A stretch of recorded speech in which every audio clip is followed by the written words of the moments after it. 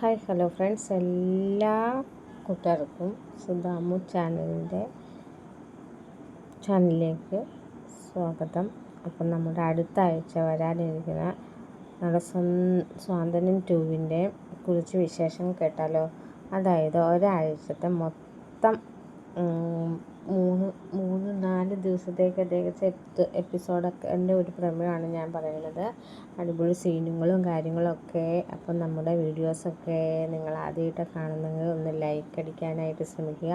പുതുതായിട്ട് നമ്മുടെ ചാനൽ വരുന്നവരൊക്കെ നമ്മുടെ ചാനൽ ഒന്ന് സബ്സ്ക്രൈബ് ചെയ്യാനും കൂടെ ശ്രമിക്കണം കേട്ടോ. പിന്നെ എല്ലാവർക്കും സുഖമാണെന്ന് കരുതുന്നു.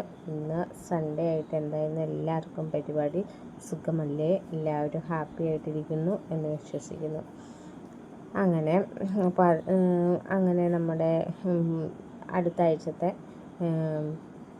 സ്വാതന്ത്ര്യ സീരിയലിൻ്റെ പ്രമേയിലേക്ക് കിടക്കാം. അതായത് നമ്മുടെ അനുവും അലോകും തമ്മിൽ അറിയാലോ, സ്റ്റണ്ടിൻ്റെ കേസിൽ പറയേണ്ട ഒരാളും ഒരാൾക്ക് അങ്ങോട്ടും വിട്ടു കൊടുക്കുന്നില്ല. ഒരു റോഡിൽ നിന്ന് ഇങ്ങനെ പറഞ്ഞപ്പോൾ പോലീസിനെ കണ്ടു. പോലീസിൻ്റെ മുമ്പിൽ വെച്ച് അനു അത്രയും പറഞ്ഞപ്പോൾ അലോകിന് ആകെ പേടിയും ഭയവും തോന്നി. അങ്ങനെ അലോക് ആ പേര് പറഞ്ഞിട്ട് അനുവിൻ്റെ കൂടെ വണ്ടിയിൽ കയറി ഇരുന്നിട്ട് ഭയങ്കര ഒച്ചപ്പാടും ബഹളാട്ടോ. നീ കാരണം എന്നെ പോലീസിന് പിടിപ്പിച്ചു കൊടുക്കാൻ നോക്കിയില്ലേടി എന്ന് പറഞ്ഞു. അപ്പോഴേക്കും അനു പറഞ്ഞു, അതല്ല, അതിനപ്പുറം നമ്പറും ഈ അനുവിൻ്റെ കയ്യിലുണ്ട് ഉണ്ടെന്ന് പറഞ്ഞു. എന്നിട്ടാണോ എൻ്റെ വീട്ടുകാരെ ഏതെങ്കിലും വിധേയനെ ലോകത്ത് ഈ ഇൻസൾട്ട് ചെയ്യണത് എന്നൊക്കെ ചോദിക്കുകയാണ്. അവരെന്തെങ്കിലും ചെയ്യാൻ ശ്രമിച്ചാൽ കഴിഞ്ഞാൽ അനു മിണ്ടാതിരിക്കുമെന്ന് വിചാരിക്കില്ലേ. എൻ്റെ ജീവിതം തന്നെ ഞാൻ അതിനു വേണ്ടി മാറ്റി വെച്ചേക്കുക എന്നൊക്കെ പറയാണ് അനു. അലോക് വിട്ടു കൊടുക്കുന്നില്ല. അലോക് അതിൻ്റെ ഒപ്പം തന്നെ നിൽക്കുന്നുണ്ട്. ഞാൻ നിൻ്റെ ഓരോ കേസിലും ഞാൻ എൻ്റെ തല കൊണ്ട് വെച്ചിരുന്നു അന്നാണോ നീ കരുതിയത്? എടി, നീ മനസ്സ് കാണുമ്പോൾ ഞാൻ മാനത്ത് കാണും എന്ന് പറഞ്ഞ് അങ്ങോട്ടും ഇങ്ങോട്ടും സ്റ്റണ്ട് കൂടുക, ബഹളവും ഒക്കെയാണ്. അപ്പം അനു കഴിഞ്ഞ ദിവസം നമ്മുടെ ഇന്ദിരാമ്മ നമ്മുടെ ഗോമതി ഉണ്ടാക്കിയ പായസം കൊണ്ട് അനുവിന് കൊടുത്തായിരുന്നു. അപ്പം അനു മനസ്സിൽ വല്ലാത്തൊരു പ്രയാസമായിരുന്നു കേട്ടോ. വേറൊന്നുമല്ല, അമ്മയ്ക്ക് എന്നോട് എന്താണ് മനസ്സിന് എന്തൊക്കെയോ തോന്നുന്നുണ്ട് അനുവിന് തോന്നുന്നത്. അപ്പോൾ അനു എന്ത് ചെയ്യാൻ വെച്ചാൽ, അമ്മ എൻ്റെ അടുത്ത് ഒന്ന് മിണ്ടിയായിരുന്നെങ്കിൽ അമ്മയുടെ മനസ്സ് ഒരുപാട് വേദനിച്ചിരിക്കുമല്ലോ. ഈ സമയത്ത് അമ്മയെ ഒന്ന് ആശ്വസിപ്പിക്കാം, താൻ ചെയ്ത തെറ്റിന് അമ്മയോട് മാപ്പ് പറയാമെന്നൊക്കെ ഉള്ള രീതിയിലായിരുന്നു നമ്മുടെ അനുമോളോട് ചിന്തിച്ചിരുന്നത്. അപ്പോൾ അനു നോക്കിയപ്പോഴത്തേക്കും ദേവമംഗലത്തിൻ്റെ അവിടെ വാതുക്കൽ കൃഷ്ണമംഗലത്തിൻ്റെ അറ്റത്ത് അവരുടെ വീടിന് മതിലിനോട് ചേർന്ന് പൂച്ചെടി നനയ്ക്കുന്നുണ്ട്. ഗോമതി ചെടി നനച്ചുകൊണ്ടിരിക്കുക. അപ്പം നമ്മൾ അനു ചെന്നിട്ട് പതുക്കെ മനസ്സിലോർക്കും, അമ്മയുടെ അടുത്ത് ചെന്നിട്ട് എന്തെങ്കിലും ഒന്ന് മിണ്ടാം, അമ്മയുടെ സൗണ്ട് കേൾക്കാം. എത്ര നാളായി കാരണം എന്ന് വെച്ചാൽ അങ്ങനെ സ്നേഹിച്ച് വളർത്തിയല്ലേ, ഒറ്റ മകളല്ലേ ഉള്ളൂ. അപ്പോൾ ആ ഒരു ഇതിൽ മോള് പതുക്കെ ഗോമതിയുടെ അടുത്ത് മിണ്ടാനായിട്ട് ചെല്ലുക. അപ്പം ഞാൻ എന്ന് പറയുമ്പോഴേക്കും ഗോമതി മുഖം ഉയർത്തി നോക്കൂട്ടോ. അനുവാ, അമ്മ എന്നോട് പൊറുക്കണം എന്ന് പറയുക. അമ്മയാടി, നിൻ്റെ അമ്മ? നീ എന്നാ അർത്ഥത്തിലാടി എന്നെ അമ്മയെന്ന് വിളിക്കുന്നത്? അതെ, നീ ഒരു കാര്യം മനസ്സിലാക്കിക്കോ, എനിക്കൊരു മകളുണ്ടായിരുന്നു, ആ മകൾ മരിച്ചുപോയി. എന്നിട്ട് പറഞ്ഞു ഗോമതി, നനച്ചുകൊണ്ടിരിക്കുന്ന ചെടിയിലെ ആ ബക്കറ്റിലെ കുറച്ച് വെള്ളം ഉണ്ടായിരുന്നു. ആ വെള്ളം അങ്ങോട്ട് എടുത്ത് അവരുടെ മേത്തേക്ക് അങ്ങോട്ട് തല വഴി അങ്ങോട്ട് ഒഴിച്ചു. നമ്മൾ അനുശ്രീയുടെ മുഖത്തും അങ്ങ് ഒഴിച്ചു കേട്ടോ. അപ്പോൾ അനുശ്രീ അങ്ങ് വല്ലാണ്ടായിപ്പോയി. കാരണം ഇത്രയും ദേഷ്യം എൻ്റെ അമ്മയുടെ ഉള്ളിലുണ്ടാകുമെന്ന് അനു ഒരിക്കലും വിചാരിച്ചില്ല. അനു അവിടെ നിന്ന് കരയാട്ടോ. അവളെ മാപ്പ് പറയാനായിട്ട് വന്നിരിക്കുക. നിനക്ക് നാണം ഉണ്ടോടി എന്നൊക്കെ ചോദിച്ചു ഗോമതി കുറേ അനുവിനെ പറയുക. അപ്പോൾ ഈ ഒച്ചപ്പാടും കേട്ടിട്ട് നമ്മുടെ ഇന്ദിരാമകൃഷ്ണാങ്കളത്തിൽ നിന്ന് ഓടി വരികയാട്ടോ. എന്താ ഇവിടെ? ആരാ എൻ്റെ മോളെ ഇങ്ങനെ വെള്ളം കൂടി ഒഴിച്ചത്? ഗോമതി, നീയാണോ?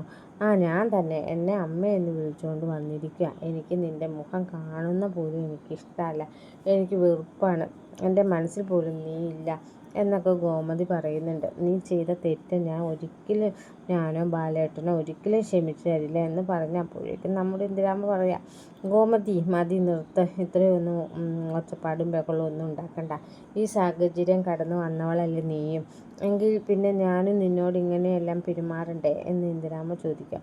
അപ്പോഴേക്കും നമ്മുടെ ഗോമതി മറുപടി ഒന്നുമില്ല കേട്ടോ. എന്നിട്ട് ഗോമതി പറയാം, അതെ അമ്മ ഇതിലൊന്നും ഇടപെടണ്ട, അമ്മ പൊക്കോ, അവൾ എൻ്റെ അടുത്ത് വന്നിരിക്കുന്നു ഇങ്ങോട്ട് മിണ്ടാൻ വേണ്ടിയിട്ട് എന്നൊക്കെ പറഞ്ഞ് ഗോമതി കുറേ പിറുപിറുക്കും കേട്ടോ. കുറേ പറഞ്ഞു. അപ്പോഴേക്കും ഇന്ദിരാമ്മ മോനെ കെട്ടിപ്പിടിച്ച് നമ്മുടെ അനുമോളെ കരയാണ് കേട്ടോ. കാരണം സങ്കടമായിപ്പോയി. അമ്മ ജീവിതത്തിൽ ആദ്യമായിട്ടല്ലേ ഇങ്ങനെയൊക്കെ പെരുമാറുന്ന. അപ്പോൾ വല്ലാത്തൊരു വിഷമമായിപ്പോയി കേട്ടോ.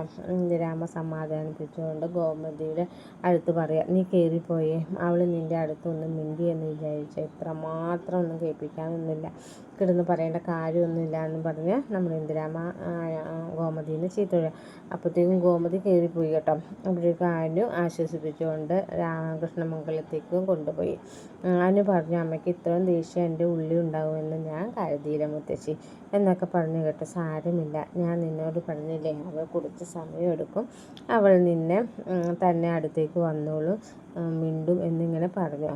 നമ്മുടെ അനു പറഞ്ഞു, അല്ല ഇന്നലെ അമ്മ എനിക്ക് വേണ്ടി പായസം ഉണ്ടാക്കി കൊണ്ടുവന്നു എന്ന് കരുതിയപ്പോൾ ഞാൻ വിചാരിച്ചു അമ്മയ്ക്ക് എന്നോട് കുറച്ച് എന്നെക്കുറിച്ച് മനസ്സിലാവുകയൊക്കെ തുടങ്ങിയെന്ന് കരുതിയിട്ടാ മുത്തശ്ശി എന്ന് പറഞ്ഞു. അനു വിഷമിച്ചിരുന്നു. അങ്ങനെ റൂമിൽ പോയി അനു കുറേ സങ്കടപ്പെട്ടു കേട്ടോ. അത് കഴിഞ്ഞിട്ട് പിന്നെ കാണിക്കുന്ന സീന് നമ്മുടെ മിത്ര ആര്യനും പോയി ഒരു ഫിസിക്കലി ട്രെയിനിങ് കൊടുക്കുന്ന ഒരു ഇൻസ്റ്റിറ്റ്യൂട്ടിൽ പോവാട്ടോ. ഇതുണ്ടല്ലോ. അപ്പോൾ അവിടെ കൊണ്ടുവന്ന് ചേർക്കുകയാണ്.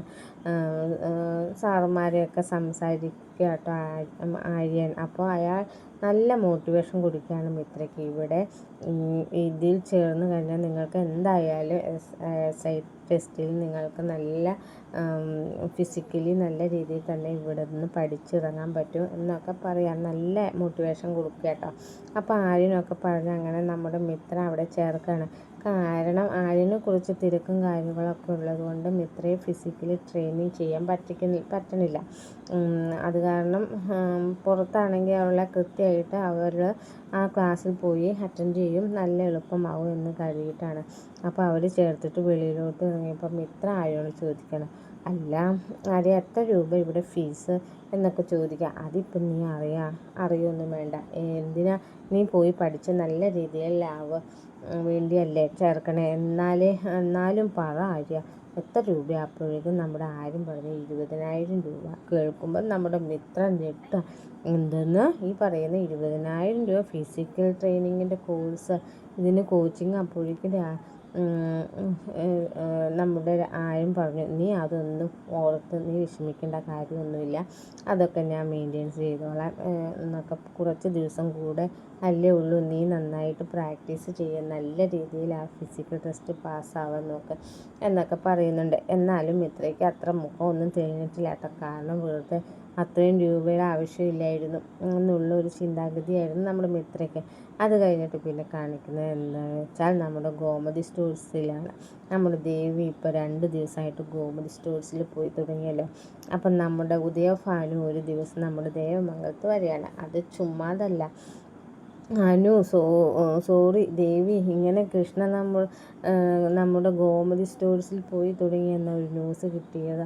അങ്ങനെ അവിടെ ദേവമംഗലത്ത് ചെല്ലുമ്പോൾ നമ്മുടെ ഗോമതി പറഞ്ഞു, ദേവി മോൾ ഇവിടെ ഇല്ല, കടയിൽ പോയി എന്ന് പറഞ്ഞു. അത് കുഴപ്പമില്ല, ഞാൻ അവിടെ പോയി കണ്ടോളാം എന്ന് പറഞ്ഞ് അവരുടെ അടുത്തേക്ക് പറഞ്ഞ് ഉദയഭാനു കടയിലേക്ക് ചെല്ലുകയാണ്.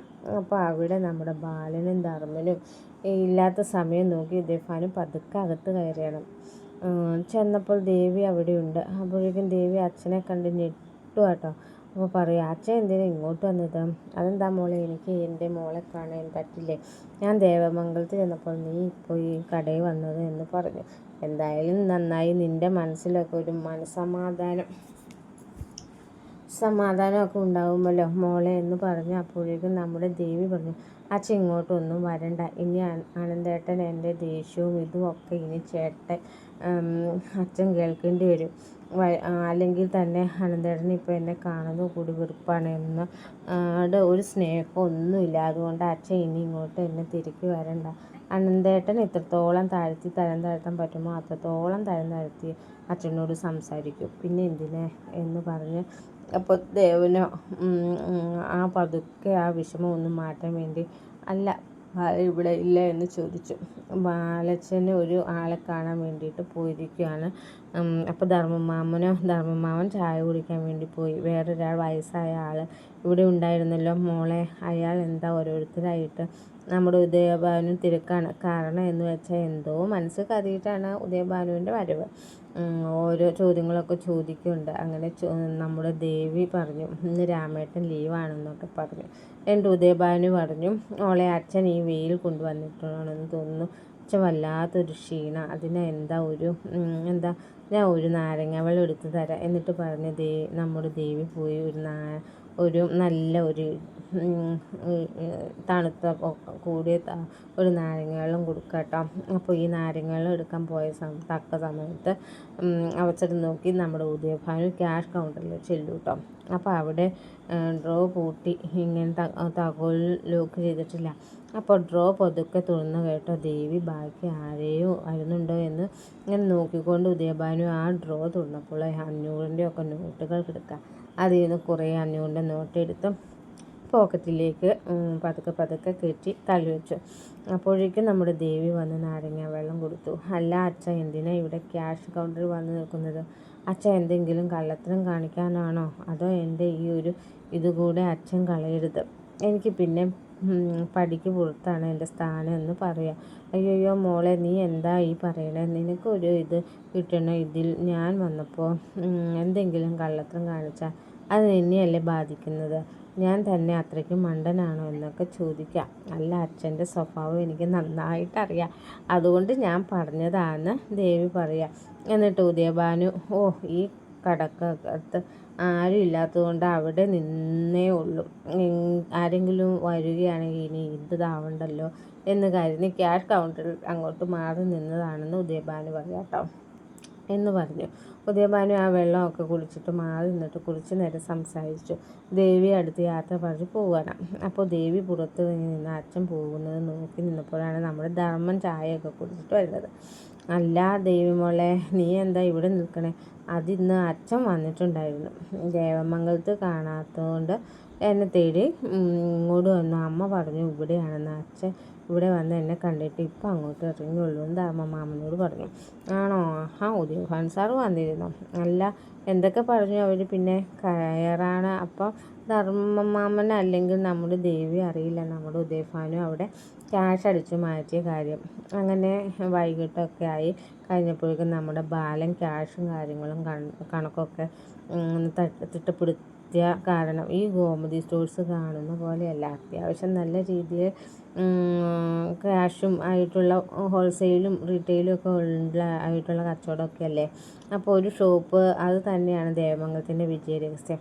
കാരണം ആ രീതിയിലാണ് ബാലൻ ആ കട കൊണ്ടുപോകുന്നത്. അപ്പം ബാലൻ കണക്ക് കാര്യങ്ങളൊക്കെ നോക്കിയപ്പോൾ നല്ലൊരു പൈസയുടെ ഷോർട്ടേജ് വന്നിട്ടുണ്ട്. അതെങ്ങനെ കാൽക്കുലേറ്റ് ചെയ്തിട്ട് ബാലന് കാൽക്കുലേറ്റ് ആവണില്ല. അപ്പോൾ ബാലൻ ചിന്തിക്കുക, ഇന്ന് രാമേട്ടൻ വന്നിട്ടില്ല, ധർമ്മനും ദേവിയും ഉണ്ടായിരുന്നു. ഒരിക്കൽ ദേവിമോൾ ഒരിക്കലും അങ്ങനെ ചെയ്യില്ല. പിന്നെ ധർമ്മനോ?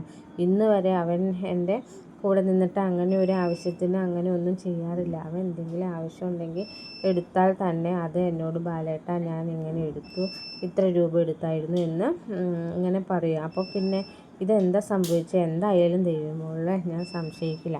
ഇനി ധർമ്മനായിരിക്കുമോ? എന്തായാലും നാളെ ഒന്ന് സംസാരിച്ച് നോക്കാം എന്ന് ബാലൻ ഇങ്ങനെ ഓർക്കുക. അപ്പോൾ റൂമിൽ ബാലൻ ഇങ്ങനെ എഴുതിക്കൊണ്ടിരിക്കുന്ന സമയത്ത് നമ്മുടെ ഗോമതി വരണം. അപ്പോൾ ഗോമതി വന്നിട്ട്, ദേവിമോൾ ഇന്ന് കടയിൽ വന്നിട്ട് എങ്ങനെയുണ്ടായിരുന്നു?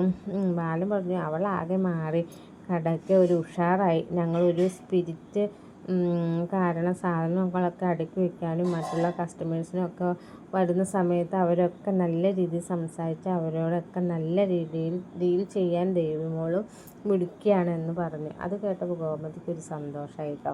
കാരണം ആ ഒരു തെളിച്ചവും വെളിച്ചവും മോളുടെ മുഖത്തുണ്ട്. ബാലേട്ട എന്ന് പറഞ്ഞു. എന്നിട്ട് പിന്നെ ഗോമതി ഇങ്ങനെ ആലോചിക്കുകയാണ്.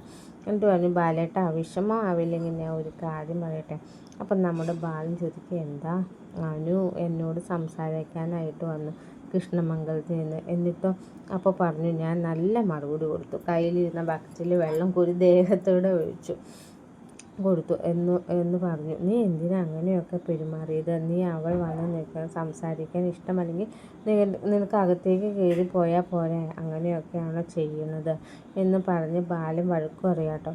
അപ്പോൾ പറഞ്ഞു, എന്നെയും ബാലേട്ടനെയും ഇത്രയും വിഷമിപ്പിച്ച് നമ്മുടെ മനസ്സിൽ ഇത്രയും കനൽ കോരിയിട്ടിട്ട് പിന്നെ ഞാൻ അവളോട് എങ്ങനെ പെരുമാറണോ എന്ന് ബാലേട്ടൻ പറയുന്നത് എന്തൊക്കെ പറഞ്ഞിരിക്കുകയാണ്. അപ്പോൾ അങ്ങനെയൊക്കെ പറഞ്ഞ് ഇങ്ങനെ കാര്യങ്ങളൊക്കെ സംസാരിച്ച് അവർ കിടക്കുകയാണ്. ഇതേ സമയം നമ്മുടെ ധർമ്മൻ റൂമിൽ നമ്മുടെ സുകന്യയും ചില കാര്യങ്ങളൊക്കെ ആലോചിച്ച് പ്ലാൻ ചെയ്തിരിക്കുകയാണ്.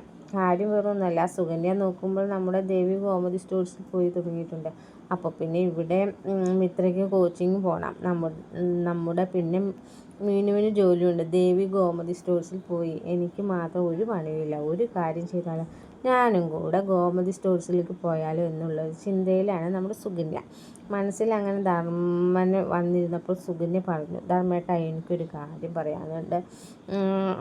എന്താണാവോ? അപ്പോൾ പറഞ്ഞു, അതെ, ഞാൻ നാളെ മുതൽ ഗോമതി സ്റ്റോഴ്സിൽ പോവുക എന്ന് പറഞ്ഞു. അതെന്താ ഇപ്പം പെട്ടെന്നൊരു അല്ല, ദേവി പോകുന്നുണ്ടല്ലോ, അപ്പോൾ പിന്നെ വെറുതെ ഇരിക്കുന്നത് എങ്ങനെയാ? ധർമ്മേട്ടനും കൂടെ അവകാശപ്പെട്ടതല്ലേ, അപ്പോൾ എനിക്കും വരാമല്ലോ, പിന്നെന്താ? അപ്പോൾ പറഞ്ഞു, അതെ, നീ ഇവിടെ ഇരുന്നാൽ മതി. ഇത്രയും നാളെ നിനക്ക് ഇങ്ങനത്തെ കുരിപ്പും കുഞ്ഞായ്മയും ഒന്നും ഉണ്ടായിരുന്നില്ലല്ലോ, ഇപ്പോൾ എവിടെ നിന്നും പൊട്ടിമുളച്ചു വന്നു എന്ന് ചോദിച്ചു ധർമ്മം വഴക്ക് പറയാട്ടോ. എന്തൊക്കെ പറഞ്ഞിരുന്നാലും ഞാനും പോകുമെന്ന് തീരുമാനം എടുത്തുകൊണ്ട് നമ്മുടെ സുകന്യ നിൽക്കുകയാണ്. പക്ഷെ ധർമ്മൻ നല്ല രീതിയിൽ ഡോസ് കൊടുത്തു, സുകന്യയെ അടുക്കി നിർത്തി. പക്ഷേ എങ്കിലും ധർമ്മന് ഒരു സംശയം ഉണ്ടായിരുന്നു. നാളെ ഇനി എങ്ങാനും ഇവൾ പോകുമോ എന്നുള്ള ദേവി പോകുന്നതിൻ്റെ പേരിലാണ് അവൾ പറഞ്ഞു. ദേവി മോൾ പോകുന്നതിന് അവളെ കടയിലോട്ട് കൊണ്ടുപോയത് തന്നെ. അവൾ ഇവിടെ ഇരുന്ന ആ കുഞ്ഞു മരിച്ചതിൻ്റെ മനസ്സ് വല്ലാണ്ടിരിക്കുക. ഇതൊക്കെ കാരണം അവൾക്ക് ഒരു മനസ്സ് എൻജോയ്മെൻറ്റിന് വേണ്ടിയാണ് ബാലേട്ട അങ്ങോട്ട് കൊണ്ടുപോയത് എന്നൊക്കെ ഇങ്ങനെ പറയുക. പക്ഷെ സുകന്യ അതൊന്നും പറയുന്നതൊന്നും കേൾക്കാൻ കൂട്ടാക്കില്ല. സുകന്യയ്ക്കും പോകണം എന്നുള്ള തീരുമാനം തന്നെയാണ്. അങ്ങനെ അത് പിറ്റേ ദിവസം രാവിലെ നമ്മുടെ ബാലൻ കടയിൽ വന്നപ്പോൾ നമ്മുടെ ധർമ്മനായിട്ട് സംസാരിക്കണം. ഇന്നലത്തെ കണക്ക് കുറച്ച് ഷോർട്ടേജ് ഉണ്ടായിരുന്നു. ധർമ്മ, നീ കുറച്ച് ക്യാഷ് എന്തെങ്കിലും എടുത്തിട്ടുണ്ടോ? ഇല്ല ബാലേട്ട, ഞാൻ എടുത്തില്ല. ബാലേട്ടനോട് പറയാല്ലേ, ഞാൻ എടുത്തിട്ടില്ല എന്ന് ധർമ്മൻ പറഞ്ഞു. അല്ല പിന്നെ എങ്ങനെ അത്രയും ക്യാഷ് ഷോർട്ടേജായി?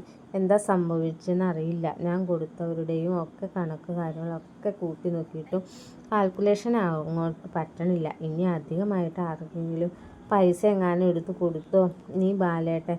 എന്താ ഈ പറയുന്നത്? എനിക്ക് അങ്ങനെ തന്നെ, ഞാൻ തന്നെ പൊട്ടനാണോ എന്നൊക്കെ ചോദിക്കുകയാണ്.